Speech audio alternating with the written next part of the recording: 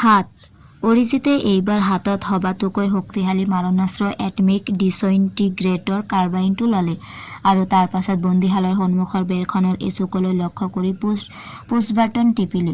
মুহূৰ্তৰ ভিতৰতে বেৰখনৰ এটা অংশ নেদেখা হৈ গ'ল। অৰিজিত সেইপিনে বাহিৰলৈ ওলাই আহিল আৰু তাৰ পৰা কেইবাটাও পক্ষীমানৱ প্ৰাণটাকি সি দৌৰা দেখিবলৈ পালে। অৰিজিত আগুৱাই গৈ থাকিল। গ্ৰহটোত তেতিয়া আন্ধাৰ হ'বলৈ ধৰিছিল, কিন্তু মহানগৰীৰ পোহৰেৰে জলমলাই আছিল। ক'তো কোনো বাধা নাপাই অৰিজিত আচৰিত হ'ল। আগুৱাই গৈ পক্ষীমানবোৰৰ দলনেতা বহা কোঠাটোত উপস্থিত হ'ল। হঠাৎ মহানগৰীৰ সমস্ত পোহৰ নুমাই গ'ল। অৰিজিতে ততালিকে চকুত নাইট ভিউইং ডিভাইচযোৰ লগাই ল'লে। অন্ধকাৰতো সকলোবোৰ ফটফটীয়াকৈ দেখা পালে অৰিজিতে। খুব সাৱধানেৰে এহাতত এটমিক ডিছইণ্টিগ্ৰেটৰ কাৰ্বাইন আৰু আনহাতত হিলিয়াম পিষ্টলটো লৈ অৰিজিত আগুৱাই গৈ থাকিল। চাৰিওদিশ নিজান যেন এখন মৃত মহানগৰী। এখন ডাঙৰ বেৰৰ সন্মুখত তেওঁ ৰ'ল। বাট পথ কেনিও নাই। কিবা এটা চিন্তা কৰি জেটপেডৰ সহায়ত ধীৰে ধীৰে ওপৰলৈ উঠি গ'ল। একেবাৰে ওপৰত খিৰিকীৰ দৰে এটা গোল ফুটা দেখি অৰিজিতৰ বুজিবলৈ বাকী নাথাকিল যে সেই ফুটাটোৰে পক্ষীমানৱবোৰে অহা যোৱা কৰে।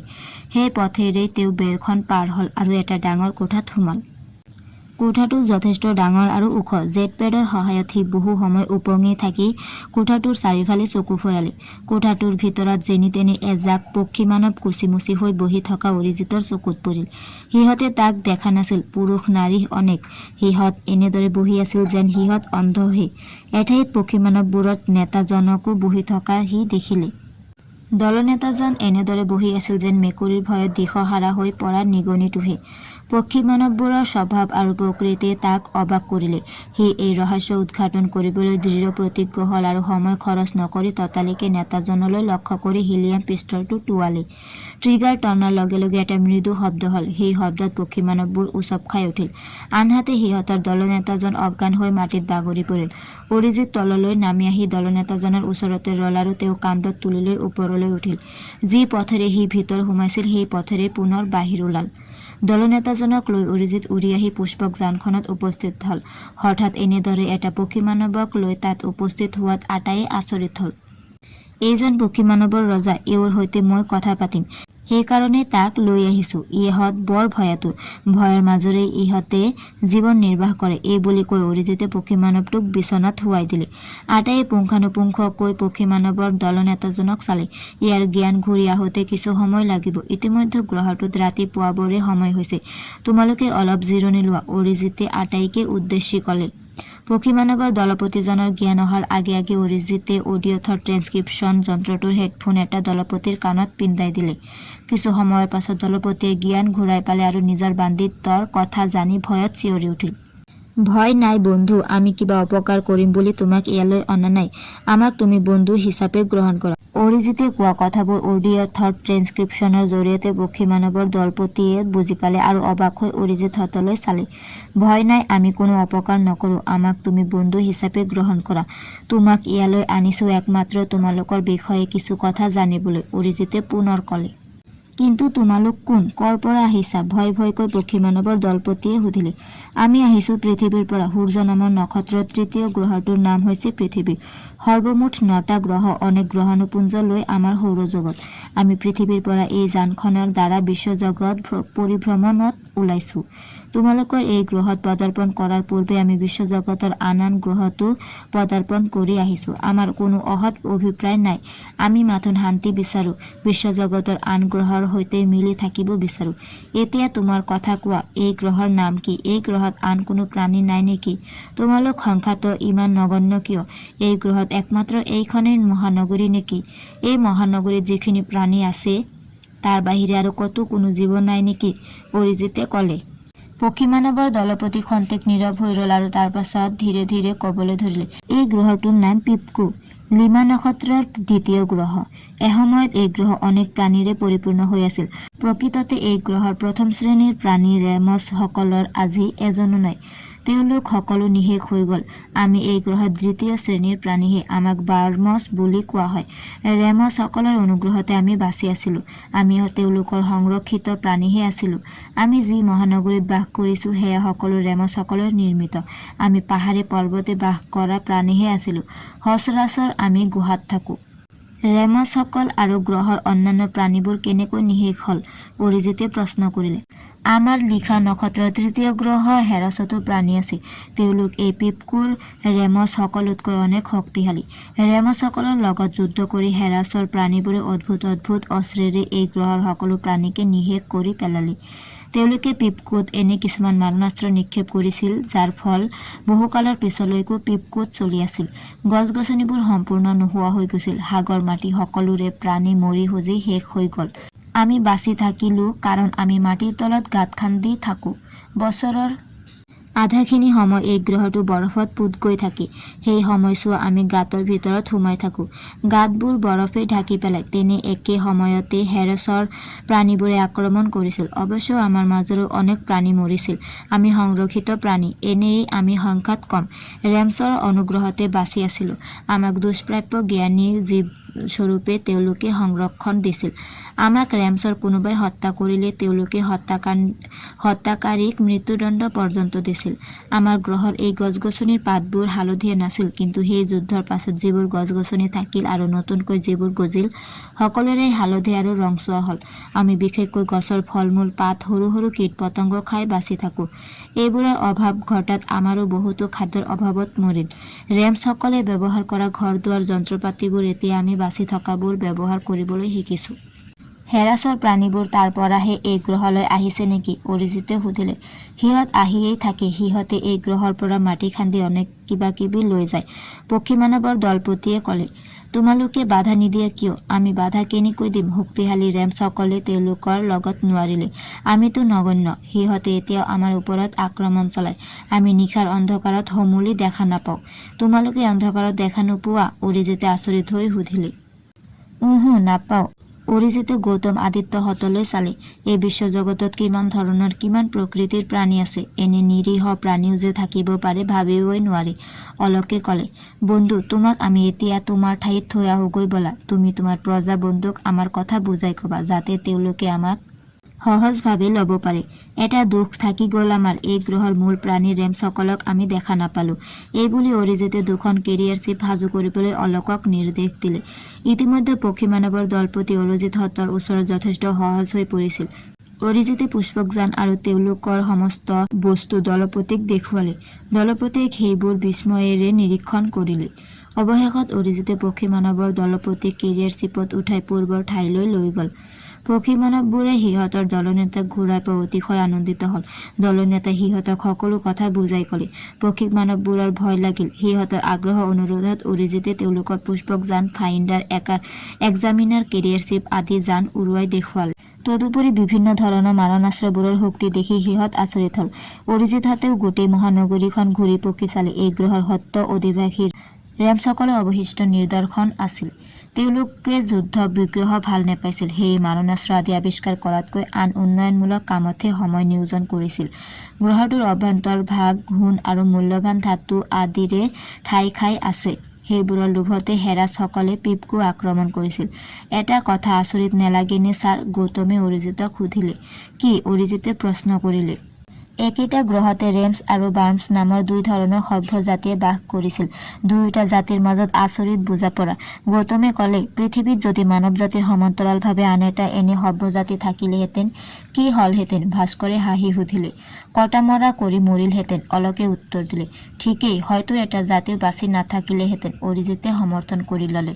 দিনকেইটা পক্ষীমানৱবোৰৰ লগত অৰিজিতহঁতৰ বেছ ভালভাৱেই পাৰ হ'ল। পক্ষীমানৱৰ শিশুবোৰেও অৰিজিতহঁতক ভয় নকৰা হ'ল।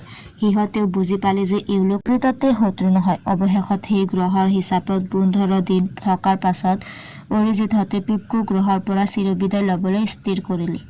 বিদায় ল'বলৈ অৰিজিতহঁত পক্ষীমানৱবোৰৰ ওচৰলৈ যাব খোজোতে হঠাৎ এক ঘটনা ঘটিল।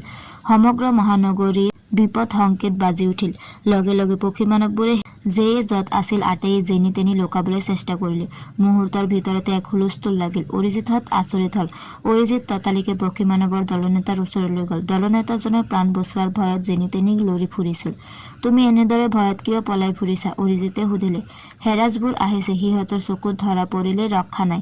দলনেতাই কথাখিনি কৈ পুনৰ পলাব খোজাত অৰিজিতে দলনেতাজনৰ হাত এখনত থাপ মাৰি ধৰি ক'লে, এনেদৰে ভয় কৰি পলাই ফুৰিলে কেনেকৈ হ'ব?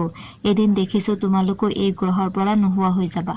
দলনেতাই পুনৰ পলাবৰ কাৰণে অৰিজিতে কাণত পিন্ধাই দিয়া হেডফোনটো খুলিবলৈ চেষ্টা কৰিলে।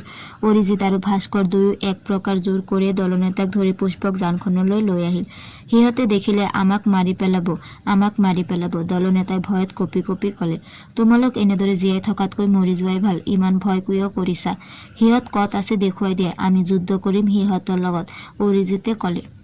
নাই, পক্ষীমানৱৰ দলনেতা কোনোপধ্যে সন্মত নহ'ল। অনেক বুজোৱাৰ পাছত যেনিবা দলনেতাৰ ভয় কিছু কমিল। হেৰাজবোৰে অৱতৰণ কৰা ঠাইলৈ দলনেতাই বাট দেখুৱাই লৈ যাবলৈ সন্মত হ'ল। অলক আৰু গৌতম পুষ্পক যানখনৰ নিয়ন্ত্ৰণ কক্ষত সোমাল। হেৰাজবোৰ কিমান শক্তিশালী এইবাৰ দেখা পাব, অৰিজিতে ক'লে। সিহঁত ভীষণ শক্তিশালী, পক্ষীমানৱৰ দলনেতাই ক'লে। আমি তোমালোকক জীয়াই ৰাখিবৰ বাবে হেৰাজবোৰৰ লগত যুঁজ কৰিম।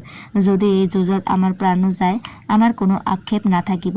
আমাৰ সৌভাগ্য যে ইয়াত আমি থকা অৱস্থাত হেৰাজবোৰ আহিছে, অৰিজিতে পুনৰ ক'লে। সিহঁতে দিনত এই গ্ৰহৰ মূল্যৱান ধাতুবোৰ সংগ্ৰহ কৰে আৰু নিশা হ'লে আমাক আক্ৰমণ কৰে, পক্ষীমানৱৰ দলনেতাজনে ক'লে। হেৰাজবোৰ সংখ্যাত কিমান আহে, অৰিজিতে সুধিলে। অগণন, আমাৰ জনসংখ্যাৰ ৩-৪ গুণ আহে। ইমানবোৰ হেৰাজবাসীৰ লগত আমি 5জনে কি যুঁজ কৰিম, গৌতমে ক'লে। নিজৰ ওপৰতে বিশ্বাস নাই আমাৰ কি নাই? পোহৰতকৈও বেগী পুষ্পক আছে। বিশ্বজগতৰ যিকোনো সভ্যতাক চেলেঞ্জ দিব পৰা এটমিক ডিছইণ্টিগ্ৰেটৰ কাৰ্বাইনৰ দৰে মাৰণাস্ত্ৰ আছে। আৱশ্যক হ'লে পলাই যাম, কাৰণ যুদ্ধৰ এইটোৱেই ধৰ্ম যে যিয়ে পলাব পাৰে সিয়ে বাচিব পাৰে, অৰিজিতে হাঁহি হাঁহি ক'লে। মাৰুতি যানখন ধীৰ গতিৰে গ্ৰহটোৰ পশ্চিমলৈ আগুৱাই গৈ থাকিল। 8 ছাৰ, ভীষণ পৰ্দাত ইতিমধ্যে অদ্ভুত বস্তু কিছুমান ধৰা পৰিছে, ভাস্কৰে হঠাৎ চিঞৰি উঠিল। অৰিজিতে ভীষণ পৰ্দালৈ চালে। গ্ৰহটোৰ বুকুত বগা বগা ছাতিৰ দৰে অসংখ্য বস্তু দেখা গ'ল। সেইবোৰ সম্ভৱতঃ হেৰাজহঁতৰ যান, অৰিজিতে ক'লে। পুষ্পক আগুৱাই গৈ থাকিল। লগে লগে ভীষণ পৰ্দাত জিলিকি উঠিল বিশাল দেহৰ ভয়ংকৰ চেহেৰাৰ প্ৰাণী কিছুমান। দেখাত প্ৰায় পৃথিৱীৰ গৰিলাৰ দৰে, ওখও যথেষ্ট। সেইবোৰেই হেৰাজ, পক্ষীমানৱৰ দলপতিজন চিঞৰি উঠিল। হেৰাজবোৰ একেথৰে পুষ্পক যানখনৰ ফালে ৰলাগি চাই আছিল। পিপকো গ্ৰহত সিহঁতে এনে এখন উৰন্ত যান দেখা পাব বুলি কেতিয়াও ভবা নাছিল। পক্ষীমানৱবোৰে এনে এখন যান পালে ক'ত? ইতিমধ্যে পুষ্পক যানখন ওপৰতে ৰৈ গ'ল। হঠাৎ হুলস্থুল লাগিল হেৰাজবোৰৰ মাজত। সিহঁত আক্ৰমণৰ বাবে সাজু হ'ল। ছাতিৰ দৰে যানবোৰ সিহঁতৰ পুষ্পক যানখনৰ ফালে হুহুৱাই আগুৱাই আহিল। তাৰ পাছত প্ৰথম শাৰীত থকা যানকেইখনৰ পৰা হালধীয়া ৰঙৰ বিস্ফোৰক ৰশ্মি বাহিৰ হ'ল পুষ্পক যানখনৰ ফালে। কিন্তু বিস্ফোৰক ৰশ্মিবোৰে আহি পুষ্পক যানৰ ৰিফ্লেক্টৰত আঘাত কৰাত সেই ৰশ্মিবোৰ প্ৰতিফলিত হৈ হেৰাজৰ যান কেইখনতে আঘাত কৰিলে। মুহূৰ্ততে ছাই হৈ গ'ল যানকেইখন। অৰিজিতে পক্ষীমানৱৰ নেতালৈ চাই হাঁহিলে। দলনেতাই কাণ্ড দেখি অবাক হ'ল। লগে লগে অৰিজিতে অলকক প্ৰটিন টৰ্পেডো চাৰ্জ কৰিবলৈ নিৰ্দেশ দিলে। মুহূৰ্ততে ডেষ্ট্ৰয়াৰৰ পৰা হুহুৱাই ওলাই গ'ল প্ৰটন টৰ্পেডো। এটা আকাশ পাতাল কঁপোৱা শব্দ হ'ল। প্ৰটন টৰ্পেডোটো গৈ হেৰাজৰ যানকেইখনৰ ওচৰ চপাৰ লগে লগে চকুৰ পচাৰতে পুষ্পকৰ ফালে উৰি অহা হেৰাজৰ আটাইকেইখন যান ধূলিসাৎ হৈ গ'ল। চোৱা বন্ধু, তোমালোকৰ শত্ৰু হেৰাজবোৰৰ অৱস্থা, অৰিজিতৰ দলপতিলৈ চাই ক'লে। পক্ষীমানৱৰ দলপতিয়ে যেন নিজৰ চকুকে বিশ্বাস কৰিব পৰা নাছিল। চকুৰ টিপ নমৰাকৈ মাথো ভীষণ পৰ্দাখনলৈ চাই থাকিল। হেৰাজৰ যিখিনি যান তেতিয়াও উৰা নাছিল, সেইবোৰ এখন এখনকৈ উৰিবলৈ আৰম্ভ কৰিলে। অলকে সেইবোৰলৈ লক্ষ্য কৰি আন এটা বুটাম টিপিলে। এক নীলা পোহৰ বাহিৰ হৈ সেই যানবোৰ স্পৰ্শ কৰাৰ লগে লগে যানবোৰ পুনৰ থেকেচা খাই গ্ৰহটোৰ বুকুত পৰিল। হেৰাজবোৰৰ মাজত হুলস্থুল লাগিল। সিহঁতে ভবাই নাছিল পিপকোত আহি এনেদৰে যুদ্ধৰ সন্মুখীন হ'ব। পক্ষীমানৱবোৰ যে তলে তলে ইমান শক্তিশালী হৈ পৰিছে সিহঁতে ধাৰণাই কৰিব পৰা নাছিল। সিহঁততকৈ শক্তিশালী মাৰণাস্ত্ৰ সৃষ্টি কৰিছে পক্ষীমানৱে। প্ৰকৃততে এইবোৰ সিহঁতে পক্ষীমানৱৰে কাম বুলি ভাবিছিল। হেৰাজবোৰ যেনি তেনি পলাবলৈ ধৰিলে। অৰিজিতে অলকক ক'লে, সিহঁতৰ 2খনমান যানক পলোৱাৰ সুবিধা দিয়া, তেহে সিহঁতে গৈ সিহঁতৰ গ্ৰহত এইবোৰ কথা প্ৰচাৰ কৰিব পাৰিব। নহ'লে কথাবোৰ ৰহস্য হৈয়ে থাকিব। অলকে হাঁহি মূৰ দুপিয়ালে। হেৰাজবোৰ পলোৱা দেখি পক্ষীমানৱৰ দলপতিৰ সাহস বাঢ়িল। আনন্দত চিঞৰি চিঞৰি জঁপিয়াবলৈ ধৰিলে। ইতিমধ্যে আদিত্যই পুষ্পক যানৰ পৰা কেৰিয়াৰ চিপ এখন বাহিৰ কৰিলে। কেৰিয়াৰ চিপতে পক্ষীমানৱৰ দলপতিক লৈ অৰিজিত আৰু আদিত্য উঠিল। বেগেৰে কেৰিয়াৰ চিপখন হেৰাজবোৰৰ ফালে আগবাঢ়িল। মূল যানখন সেই ঠাইত ৰ'ল। হেৰাজবোৰৰ কাষ চপাৰ লগে লগে অৰিজিতে লক্ষ্য কৰি এটমিক ডিছইণ্টিগ্ৰেটৰ কাৰ্বাইনৰ পুছ বাটন টিপিলে। দলে দলে হেৰাজবোৰ নিশ্চিহ্ন হৈ যাবলৈ ধৰিলে। আদিত্য, হিলিয়াম পিষ্টলেৰে কেইটামান হেৰাজক অজ্ঞান কৰি পেলোৱা, অৰিজিতে আদিত্যলৈ চাই ক'লে। আদিত্যই হিলিয়াম পিষ্টলৰ ট্ৰিগাৰ টিপিলে। ৬-৭টামান হেৰাছ লগে লগে অজ্ঞান হৈ বাগৰি পৰিল। বাকী আটাইবোৰ হেৰাছকে অৰিজিতে শেষ কৰি পেলালে। তাৰ পাছত অৰিজিতে কেৰিয়াৰ চিপখন মাটিত নমালে। অজ্ঞান হৈ থকা হেৰাছকেইটাক খুটিয়াই খুটিয়াই চাই অৰিজিতে পক্ষী মানৱৰ দলনেতাক উদ্দেশ্যি হাঁহি এটা মাৰি ক'লে, এতিয়া তোমাৰ কেনে লাগিছে? দলনেতাই আনন্দতে অৰিজিতক সাৱটি ধৰি পাখি দুখনেৰে মৃদুভাৱে কোবাই দিলে। পক্ষী মানৱবোৰে এনেদৰে পাখিৰে কোবাই মৰম বা সন্মান জনায়। এতিয়া তোমালোকৰ সুবিধাৰ বাবে তুমি এটা কাম কৰা, অৰিজিতে ক'লে। কি কাম? দলনেতাই সুধিলে। এইকেইটা হেৰাছ মৰা নাই, ইহঁত অজ্ঞান হৈহে আছে। ইহঁতক সিহঁতৰ গ্ৰহলৈ উভতি যোৱাৰ সুবিধা কৰি দিয়া।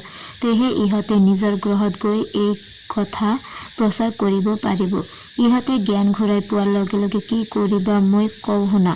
মই ইহঁতক দেখা নিদিওঁ। এইবোৰ কাম যে তোমালোকে কৰিছা তাকে ইহঁতক বুজাই দিবা। তোমালোকক আমনি দিবলৈ ইহঁত আৰু কেতিয়াও নাহিব।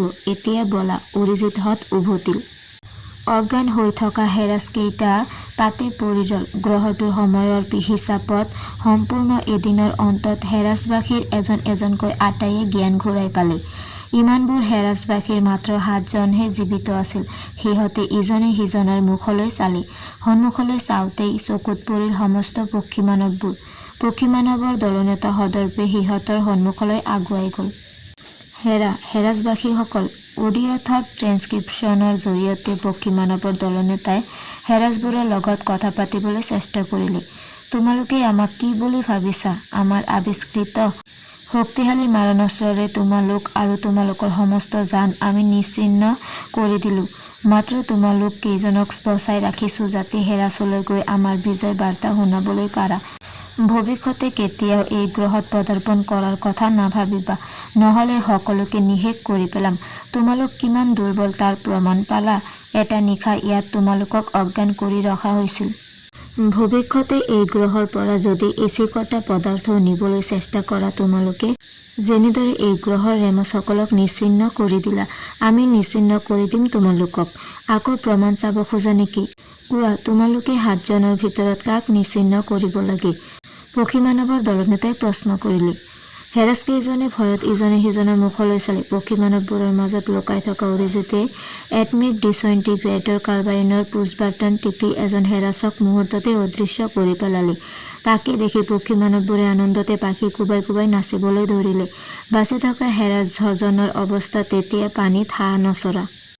আমি আৰু এই গ্ৰহলৈ কেতিয়াও নাহোঁ। আমাক যাবলৈ দিয়া, যাবলৈ দিয়া। হেৰাছকেইটাই ভয়তে চিঞৰি উঠিল। সেইকেইজন যান অক্ষতভাৱে ৰাখি থোৱা আছে। পক্ষী মানৱৰ দলপতিয়ে ক'বলৈহে পালে। হেৰাছকেইটাই দৌৰি গৈ যানকেইখনত উঠিল। অৰিজিতৰ নিৰ্দেশমতে অলক হতো সাজু হৈ আছিল। জানোচা সিহঁতে যানত উঠি পুনৰ আক্ৰমণ কৰিবলৈ চেষ্টা কৰে, কিন্তু নকৰিলে। তৎক্ষণাৎ সিহঁত তাৰ পৰা আঁতৰি গ'ল। বিপদমুক্ত হৈ পক্ষী মানৱবোৰ আনন্দত ক'ব নোৱাৰা হৈ পৰিল। অৰিজিতহঁতক এতিয়া সিহঁতে কোলাতে ল'বনে মূৰতে তুলিব? আকাশত বহুদিনৰ মূৰত সিহঁতে আকৌ নিৰ্ভয়ে বিচৰণ কৰি ঘূৰিবলৈ ধৰিলে। এতিয়া আৰু তোমালোকৰ চিন্তা নাই। হেৰাছবোৰ এই গ্ৰহলৈ ভৱিষ্যতে আৰু কেতিয়াও নাহে। এতিয়া তোমালোকে নিজকে শক্তিশালী কৰি তোলা। নিজক উন্নতিৰ পথত আগবঢ়াই নিবলৈ সকলো চিন্তা কৰিবা। অৰিজিতে পক্ষী মানৱবোৰক বুজালে।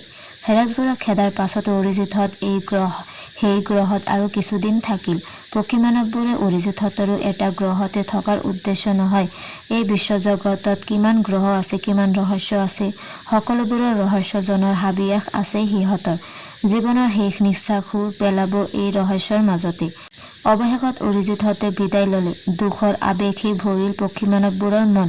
কিন্তু উপায় নাই। পিপকো গ্ৰহৰ বুকুৰ পৰা পুষ্পক চিৰকালৰ বাবে আঁতৰি গ'ল। ৯ ছেকেণ্ডত ২.৫ লাখ মাইল বেগেৰে আগুৱাই গৈছিল পুষ্পক মহাকাশযান। ইতিমধ্যে পুষ্পক মহাকাশযান সৌৰজগতৰ পৰা ৪০,০০০ পোহৰ বছৰ দূৰত উপস্থিত হৈছেহি। ভাস্কৰে টাইম কনভাৰ্চন মিটাৰটোলৈ মন কৰিলে। ২২,০০০। ভাস্কৰে মনতে উচ্চাৰণ কৰিলে। এনেতে মহাকাশযানখনৰ চালকৰ আসনত বহি যোৱা আদিত্যই হঠাৎ কিবা এটা দেখি কৌতূহলেৰে চাই ৰ'ল। কি দেখিছা আদিত্য? অৰিজিতে সুধিলে। এটা নক্ষত্ৰ, উজ্জ্বল ৰঙা, আদিত্যই ক'লে। অৰিজিতে লগে লগে ভীষণ পৰ্দালৈ চালে। নক্ষত্ৰটো জিলিকি উঠিল। লগতে এটা গ্ৰহও আছে। লক্ষ্য কৰিছানে? গৌতমে সুধিলে। এৰা, এবাৰ চাই যাওঁ ব'লা। যানখন এইবাৰ অচিন গ্ৰহটোৰ ফালে আগবাঢ়িল। অৰিজিতে গ্ৰহটো গভীৰ মনোযোগেৰে পৰ্যবেক্ষণ কৰিলে। গ্ৰহটো তাৰ সূৰ্যৰ পৰা 7 কোটি কিলোমিটাৰ দূৰত আছে। সূৰ্যৰ উপৰিভাগৰ তাপমাত্ৰা খুব কম, 3000 ডিগ্ৰীতকৈও হয়তো কম হ'ব, অৰিজিতে ক'লে। ৰাকা আগুৱাই আহিল অৰিজিতৰ ওচৰলৈ। ৰাকা, গ্ৰহটো চোৱাচোন, অৰিজিতে ৰাকালৈ চাই ক'লে। ৰাকাই গ্ৰহটোলৈ চালে। বোধহয় এই নক্ষত্ৰলোক আমাৰ সৌৰজগতৰ তুলনাত অতি পুৰণি, আদিত্যই ক'লে। ইয়াৰ জীৱজগতো নিশ্চয় অতি উন্নত হ'ব, ৰাকাই ক'লে। মোৰ অনুমান এই গ্ৰহত নিশ্চয় কোনো প্ৰাণী নাই, অৰিজিতে ক'লে। শক্তিশালী দূৰবীনৰ সহায়ত আটাইয়ে গ্ৰহটো লক্ষ্য কৰিলে। গ্ৰহটোত নীলা বা সেউজীয়া ৰং তিলমানো নাই, কিবা যেন বিবৰ্ণ, আদিত্যই ক'লে। হয়তো এই গ্ৰহৰ গছ-গছনিৰ ৰং ধূসৰ বা কলা হ'ব পাৰে, গৌতমে মাত লগালে। অলক, অৰিজিতে মাত লগালে। ছাৰ, অলকে প্ৰশ্নবোধক দৃষ্টিৰে অৰিজিতলৈ চালে। স্পেক্ট্ৰোগ্ৰাফ বিশ্লেষণ কৰা, অৰিজিতে নিৰ্দেশ দিলে। লাহে লাহে গ্ৰহটোৰ বুকুত মহানগৰৰ দৃশ্যবোৰ স্পষ্ট হৈ উঠিল। পাহাৰৰ বুকুত, সমুদ্ৰৰ পাৰত সকলোতে নগৰৰ দৃশ্য। আকাশলংঘা সুউচ্চ বিশাল বিশাল অট্টালিকাবোৰ আটাইৰে চকুত পৰিল। নানান আকৃতিৰ অট্টালিকা যেন এক ৰঙীন জগত। ইয়াৰ জীৱজগতো নিশ্চয় অতি উন্নত হ'ব, ৰাকাই ক'লে। কি সুন্দৰ লাগিছে, ৰাকাই ক'লে। এয়া হয়তো আমি কোনো মহাসভ্যতাৰ বুকুত ভৰি দিব খুজিছোঁ, গৌতমে ক'লে। এই মহাসভ্যতাই আমাক কেনেদৰে আদৰে কোনে জানে, আদিত্যই মাত লগালে। অলক বৰ্ণালী বিশ্লেষণত ব্যস্ত হৈ পৰিল। কিছু সময়ৰ মূৰত বৰ্ণালী বিশ্লেষণৰ ৰিপৰ্টটো আনি অৰিজিতৰ হাতত দিলে। অৰিজিতে ৰিপৰ্টটোত চকু ফুৰাই ক'লে, এই জগতৰ কোনো জ্যোতিষ্কতে মুক্ত হাইড্ৰজেন নাই। তৰাবোৰ ওপৰ অংশ হিলিয়াম গেছেৰে গঢ়া, ভিতৰত লৌহ পৰমাণুৰ দ্বাৰা আবৃত। এক বিশাল মহাসমুদ্ৰৰ ওপৰেদি পাৰ হৈ পাৰ্থিৱ মহাকাশযান পুষ্পক পাহাৰ এটা নামনিত অৱতৰণ কৰিলে। তোমালোক আটাই স্পেচ শ্বুটবোৰ পিন্ধি লোৱা, অৰিজিতে নিৰ্দেশ দিলে। আটাই স্পেচ শ্বুটবোৰ পিন্ধি ল'লে। তাৰ পাছত এজন এজনকৈ আটাই যানখনৰ পৰা গ্ৰহটোৰ বুকুত নামিল। অজন গ্ৰহটোৰ পানী, বায়ু আৰু মাটি পৰীক্ষা কৰি ল'বলৈ প্ৰত্যেকেই হাতে হাতে চিলিণ্ডাৰ, গাইগাৰ কাউণ্টাৰ আদি ল'লে। গ্ৰহটোৰ অভিকৰ্ষণ শক্তি আৰু আবহমণ্ডলীয় চাপ পৃথিৱীতকৈ অনেক বেছি। দেহাটো অত্যন্ত গধুৰ যেন লাগিল আটাইৰে। ভৰিবোৰ তুলিবই নোৱাৰি। তোমালোক পাহাৰটোৰ ফালে আগবঢ়া। যদি নিজৰা দেখা তেন্তে তাৰ পানী সংগ্ৰহ কৰি আনিবা, অৰিজিতে ক'লে। অলক আৰু ভাস্কৰ পাহাৰটোৰ ওপৰলৈ উঠি গ'ল। পাহাৰটো প্ৰকাণ্ড প্ৰকাণ্ড গছেৰে ভৰা, কিন্তু গছবোৰৰ কোনো পাত নাই। গছৰ ডালবোৰৰ আগবোৰ ক্ৰমাৎ মিহি হৈ লতাৰ দৰে পাক খাই খাই ডাঠ অৰণ্য সৃষ্টি কৰিছে। কিছুমান গছ যথেষ্ট ওখ, পৃথিৱীৰ আটাইতকৈ ওখ গছবোৰতকৈও ওখ। পাহাৰৰ ঠায়ে ঠায়ে সৰু বৰ অনেক নিজৰা নামি আহিছে। অলকে নিজৰাৰ পৰা কাঁচৰ পাত্ৰ এটাত পৰীক্ষাৰ বাবে পানী অলপ সংগ্ৰহ কৰি ল'লে। পানী, বায়ু আৰু মাটি সংগ্ৰহৰ পাছত আদিত্যই সেইবোৰ পৰীক্ষা কৰিবলৈ লেবৰেটৰীত সোমাল। পৰীক্ষাৰ অন্তত দেখিলে বতাহত অক্সিজেন প্ৰায় নায়েই। নাইট্ৰজেন আৰু হিলিয়াম গেছৰ পৰিমাণ খুব বেছি, শতকৰা 60% বেছি। ক্লৰিন শতকৰা 10% পোৱা গ'ল। Chlorine, carbon monoxide, hydrogen sulphide আদি বিষাক্ত গেছেৰে পৰিপূৰ্ণ বায়ুমণ্ডল। এনে বিষাক্ত বায়ুমণ্ডলত মানুহ এক মুহূৰ্তও বাচি থকা অসম্ভৱ নহয়। গ্ৰহটোৰ পানীও বিষাক্ত। পৃথিৱীৰ পানীত ডিউটেৰিয়াম অৰ্থাৎ গধুৰ পানীৰ পৰিমাণ মাত্ৰ 5000 ভাগৰ এভাগ আৰু এই গ্ৰহত শতকৰা 30%। এই পানী খাই মানুহ বাচি থকা অসম্ভৱ। ছাৰ, এয়া ৰিপৰ্ট চাওক, আদিত্যই ৰিপৰ্টবোৰ আনি অৰিজিতৰ হাতত দিলে। অৰিজিতে ৰিপৰ্টবোৰ চাই ভাস্কৰলৈ আগবঢ়ালে। গভীৰ আগ্ৰহেৰে ৰিপৰ্টবোৰ আটাইয়ে চালে। এনে সংহাৰক পৰিৱেশত মানুহ বাচি থাকিব নোৱাৰে, ভাস্কৰে ক'লে। এৰা, ই কল্পনাৰ অতীত। স্পেচ শ্বুট অবিহনে এই গ্ৰহত 1 মিনিটো টিকি থকা অসম্ভৱ। হয়তো কোনো প্ৰাকৃতিক দুৰ্যোগৰ ফলত গ্ৰহটোৰ এনে দশা হৈছে, অৰিজিতে ক'লে। এই গ্ৰহ মৃত, ইয়াত সম্ভৱ কোনো প্ৰাণী নাই, ভাস্কৰে ক'লে। প্ৰাণী আছেনে নাই এই কথা সঠিককৈ কোৱা টান। হয়তো এয়াই স্বাভাৱিক পৰিৱেশ। গছ-গছনিৰ পাত নাই, কাৰণ সূৰ্যৰ কিৰণ হেতা কাৰণে সালোক সংশ্লেষণ নহয়, আদিত্যই ক'লে। আজি ইমানতে জিৰণি লোৱা। গ্ৰহটোৰ ৰহস্য কাইলৈ উলিয়াবলৈ চেষ্টা কৰিম, অৰিজিতে সকলোকে উদ্দেশ্যি ক'লে। ইয়াত যদি প্ৰাণী থাকে, কেনেকুৱা ধৰণৰ প্ৰাণী থাকিব বাৰু, ৰাকাই প্ৰশ্ন কৰিলে। সেইবোৰ চিন্তা এতিয়া বাদ দিয়াই ভাল। অলপ জিৰণি লোৱা ৰাকা। প্ৰত্যেকেই একোটাকৈ হাই এনাৰ্জি পিল খাই জিৰণিৰ বাবে ব্যস্ত হৈ পৰিল। কিছু সময়ৰ পাছত আটাইয়ে উঠিল। ইতিমধ্যে গ্ৰহটোৰ বুকুত এটা দিন পাৰ হ'ল। অলক আৰু আদিত্যই অৰিজিতৰ নিৰ্দেশত পুষ্পক যানৰ পৰা ওলাই পাহাৰটোৰ ফালে আগুৱাই গ'ল। এওঁলোক ঘূৰি অহাৰ পাছত আমি ওচৰৰ নগৰখনলৈ যাম, অৰিজিতে ক'লে। এতিয়ালৈকেতো আমি ইয়াত কোনো জীৱৰ সন্ধান পোৱা নাই, বোধহয় কোনো জীৱ ইয়াত নাই, ৰাকাই ক'লে। কিন্তু উদ্ভিদবোৰ ইয়াত কেনেকৈ বাচি আছে? ভাস্কৰে প্ৰশ্নবোধক চাৱনিৰে অৰিজিতলৈ চালে। তাৰো প্ৰমাণ পোৱা যাব, সেইকাৰণে অলক আৰু আদিত্যক কিছু উদ্ভিদ সংগ্ৰহ কৰি আনিবলৈ পঠিয়াইছোঁ, অৰিজিতে ক'লে। কিছু সময়ৰ পাছত অলক আৰু আদিত্য উভতি আহিল। কি হ'ল অলক? অৰিজিতে সুধিলে। গ্ৰহটোৰ বুকুৰ গছ-গছনি আটাইবোৰেই মৃত। অলপ জোৰ দি হাতেৰে ঠেলি দিলে বৃহৎ বৃহৎ গছবোৰ খণ্ড বিখণ্ড হৈ যায়, অলকে ক'লে। কি আচৰিত, গছবোৰ মৃত অথচ জীৱিত গছবোৰৰ দৰে থিয় হৈ আছে, আদিত্যই মাত লগালে। এই গ্ৰহটো নিশ্চয় প্ৰাকৃতিক দুৰ্যোগ বা আন কোনো প্ৰকাৰৰ দুৰ্যোগত বিধ্বস্ত হৈ পৰিছে। ইয়াত কোনো জীৱিত প্ৰাণী নাই, ৰাকাই ক'লে। অৰিজিতে কিছু সময় চিন্তা কৰি ভাস্কৰলৈ চাই ক'লে, ব'লা ভাস্কৰ, তুমি, মই আৰু ৰাকা তিনিও কাষৰ চহৰখন এবাৰ পৰ্যবেক্ষণ কৰি আহোঁ। এখন কেৰিয়াৰ জীপত উঠি তিনিও চহৰখনৰ ফালে আগবাঢ়িল। চহৰত প্ৰৱেশ কৰি তিনিও আচৰিত হ'ল। গোটেই চহৰখন যেন এক বিশাল পাষাণপুৰী। চহৰত আলি-পদূলি, বাট পথ আদি হুবহু মকৰা জালৰ দৰে। চহৰৰ প্ৰত্যেকটো ঘৰেই বৃহৎ বৃহৎ আৰু অতি ওখ। দেখিলেই অনুমান কৰিব পাৰি যে ঘৰবোৰ অনেক যুগৰ পুৰণি। অৰিজিতে কাউণ্টাৰত কাৰ্বন তেজস্ক্ৰিয়তা চাই ক'লে, 20,000 বছৰৰ কম নহ'ব। ইমান সুন্দৰ ঘৰ-দুৱাৰ, ইমান সুন্দৰ চহৰৰ পৰিকল্পনা চাই মোৰ খুব ভাল লাগিছে। মই ক'তো এনে নিখুঁত চহৰ দেখা মনত নপৰে, ৰাকাই ক'লে। এই মৃত গ্ৰহটোত থাকি কি কৰিব ছাৰ? ইয়াততো কোনো প্ৰাণী নাই। এই গ্ৰহত থকাতকৈ আমি আন এক নতুন গ্ৰহৰ সন্ধানত আগবাঢ়ো বলক, ভাস্কৰে ক'লে। এই গ্ৰহ প্ৰাণীৰ বাসোপযোগী নহয়, এই কথা সত্য। আমি ইয়াৰ পৰা আঁতৰি যাবই লাগিব। কিন্তু মৃত হ'লেও গ্ৰহটোৰ প্ৰাচীন সভ্যতাৰ বিষয়ে জানি যোৱাত আপত্তি কি? অৰিজিতে প্ৰশ্নবোধক দৃষ্টিৰে ভাস্কৰলৈ চালে। ইতিমধ্যে তিনিও এক প্ৰকাণ্ড অট্টালিকাৰ সন্মুখত ৰলহি।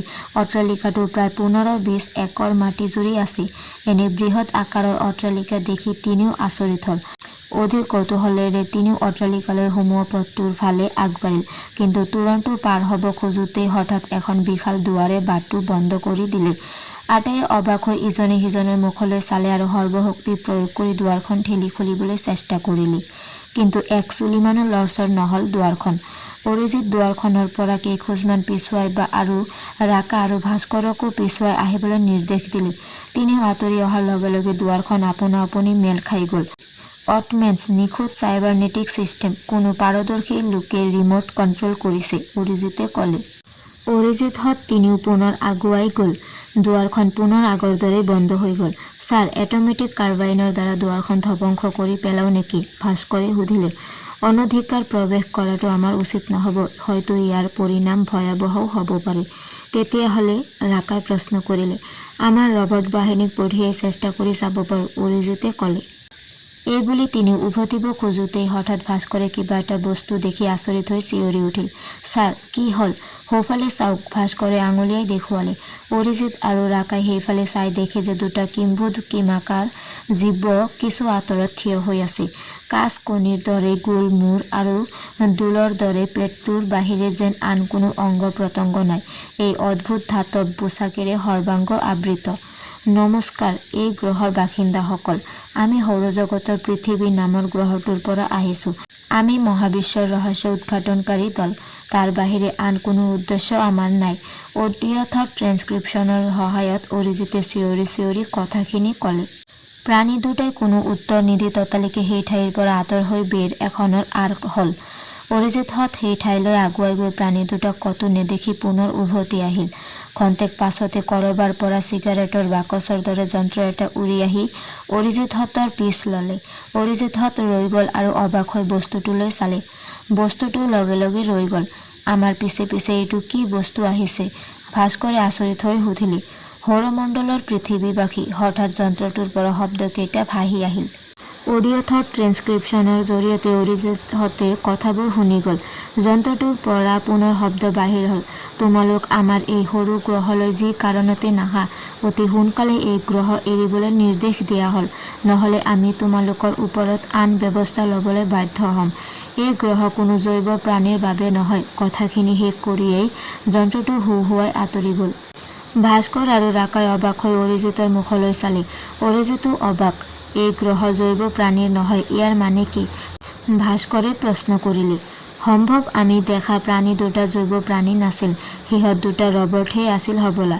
এই গ্ৰহটোত নিশ্চয় কতো জৈৱ প্ৰাণী নাই, তাৰ পৰিৱৰ্তে আছে এই ৰবটবোৰ, ভাস্কৰে ক'লে। যদি সেয়ে হয় তেন্তে এয়া আমাৰ বাবে ভাল নহ'ব, অৰিজিতে ক'লে। ইতিমধ্যে তিনিও সেই ঠাইৰ পৰা পুষ্পকলৈ উভতিল।